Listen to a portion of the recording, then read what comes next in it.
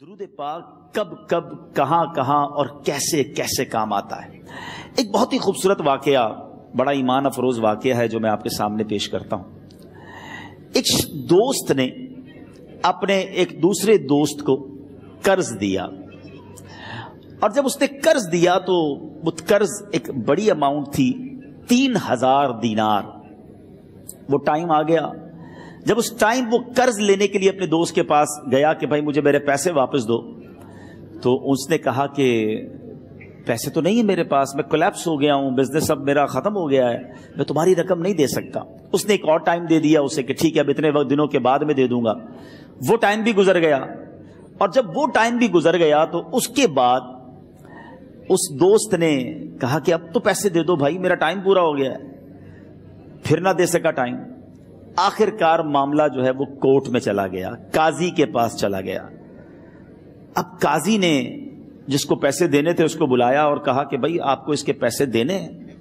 کہتا ہے ہاں پیسے تو دینے ہیں۔ تو کہا پھر دیتے کیوں نہیں ہو؟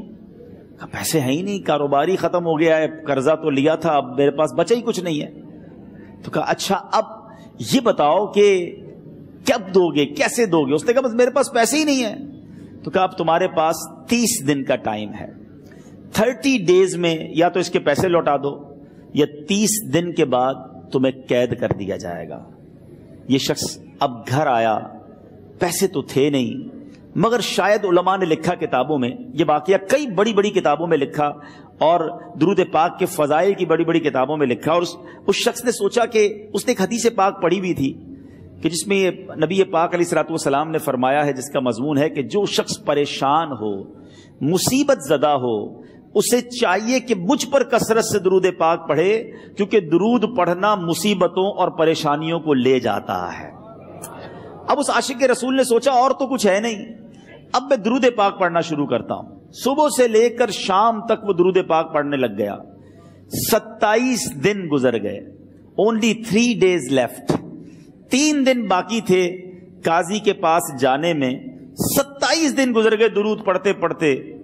جب 28ویں رات آئی تو آنکھیں تو بند ہوئیں، مگر خواب میں اسے ایک آواز آئی، گھبراؤ نہیں، تمہارا قرضہ ادا کر دیا جائے گا، تمہارا مسئلہ سالو ہو جائے گا۔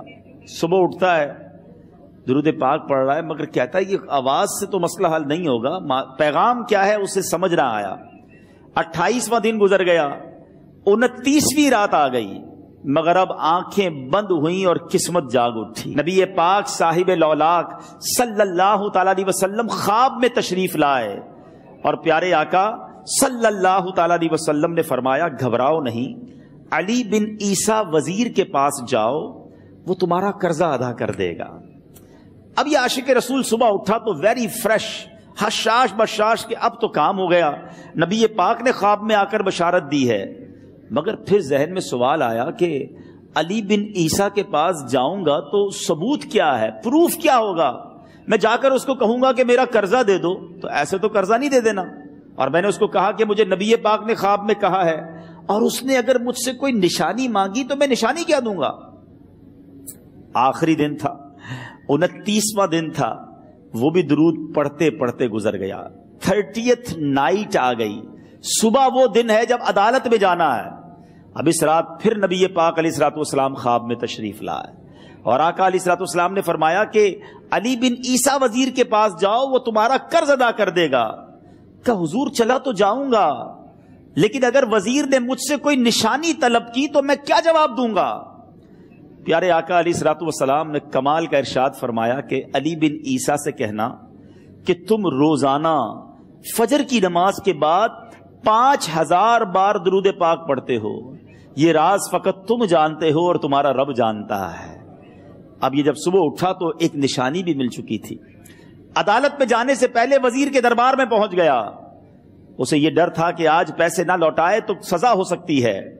جب وزیر کے دربار میں پہنچا تو وزیر اپنے مشیروں کے ساتھ بیٹھا تھا۔ کہا مجھے آپ سے بات کرنی ہے۔ کہا بتاؤ کیا بات کرنی ہے؟ کہا میں ایک پیغام لایا ہوں آپ کے لیے۔ اچھا کس کا پیغام لائے ہو؟ کہا میں نبی پاک جناب محمد مصطفیٰ صلی اللہ تعالی علیہ وسلم کا پیغام لایا ہوں۔ وہ عاشق رسول وزیر تھا، کہتا بتاؤ میرے آقا نے کیا پیغام دیا ہے؟ کہ حضور میں 3000 دینار کا مقروض ہوں، آج آخری دن ہے اور میرے آقا نے مجھے بشارت دی ہے کہ آپ سے کہوں کہ آپ میرا قرض ادا کر دیجئے۔ علی بن عیسیٰ کہتا ہے کوئی ثبوت ہے آپ کے پاس؟ ہے کوئی دلیل بھی ہے آپ کے پاس؟ میں کیسے مان لوں کہ آپ کو نبی پاک علیہ الصلوۃ والسلام نے بھیجا ہے؟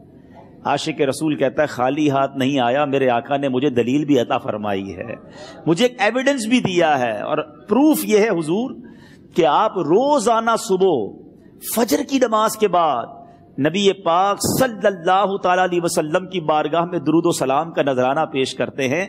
جب تک 5000 کا عدد پورا نہیں ہوتا آپ اس وقت تک کسی اور سے بات نہیں کرتے، اور اے وزیر صاحب یہ رات صرف آپ کو پتا ہے اور آپ کا رب جانتا ہے۔ اللہ اکبر، وہ وزیر تو جس کو کہے نا جھوم اٹھا، ایسا عاشق رسول وزیر تھا جو روزانہ صبح 5000 درود پڑھتا ہو، اس کی تو عید ہو گئی نا۔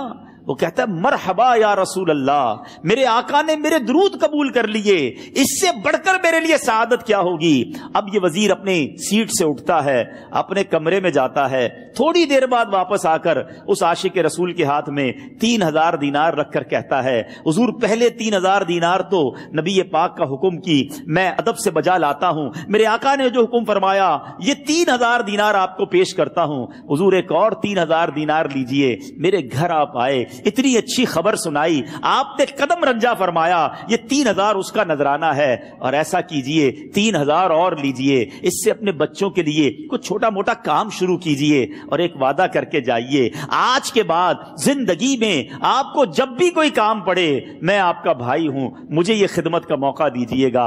اللہ اکبر، وہ مقروض جو ایک رات پہلے 3000 دینار کا مقروض تھا، ہو سکتا ہے اس کے بیک آف مائنڈ یہ بھی چل رہا ہو کہ اب شاید کل میں نے جیل میں جا کر، عدالت میں جا کر گرفتاری دے کر جیل میں جانا ہے، مگر اب 9000 دینار ہاتھ میں ہیں۔ عاشق رسول جھومتا ہوا نبی پاک کی یاد میں گھومتا ہوا اب عدالت میں پہنچا۔ عدالت میں everybody expecting over there کہ آج اس نے آنا ہے اور آ کر کہنا یہی ہے کہ پیسے تو نہیں ہیں، گرفتار کر لو، مگر جا کر اس عاشق رسول نے 3000 دینار جج صاحب کے ہاتھ میں رکھ دیے۔ قاضی کہتا ہے پہلے تو یہ بتاؤ پیسے آئے کدھر سے؟ تم تو کہتے تھے غریب ہوں، تم تو کہتے تھے کاروبار نہیں ہے، ایک مہینے میں اتنی بڑی رقم کا انتظام کیسے ہو گیا؟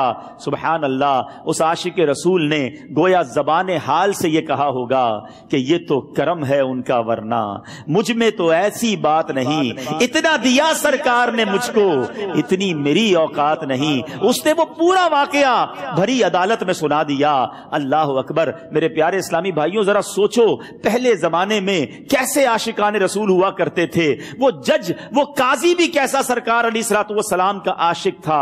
اپنی سیٹ سے اٹھتا ہے، بھرے دربار میں، بھری عدالت میں، وہ اپنے چیمبر میں، اپنے کمرے میں جاتا ہے، اور تھوڑی دیر بعد واپس آ کر اس کے ہاتھ میں بھی 3000 دینار ہیں، اور وہ 3000 دینار جو ہے وہ اس عاشق رسول کے ہاتھ میں رکھتا ہے کہ سارا ثواب علی بن عیسیٰ کیسے لے جائے، میں بھی تو نبی پاک کا غلام ہوں، میں تمہارا قرضہ میں ادا کرتا ہوں۔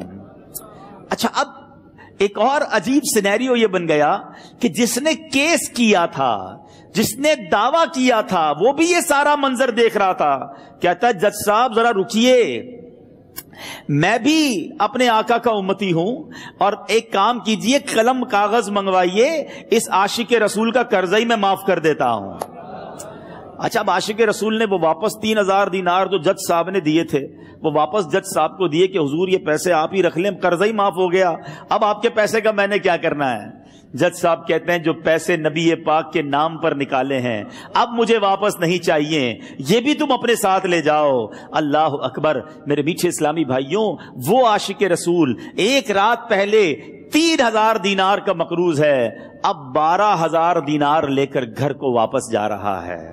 اس ایک واقعے کے اندر جو ہم سب کے لیے درس ہے، جو ہم سب کے لیے پیغام ہے، شاعر لکھتے ہیں نا، دکھوں نے تم کو جو گھیرا ہو تو درود پڑھو، دکھوں نے تم کو جو گھیرا ہو تو درود پڑھو، جو حاضری کی تمنا ہو تو درود پڑھو۔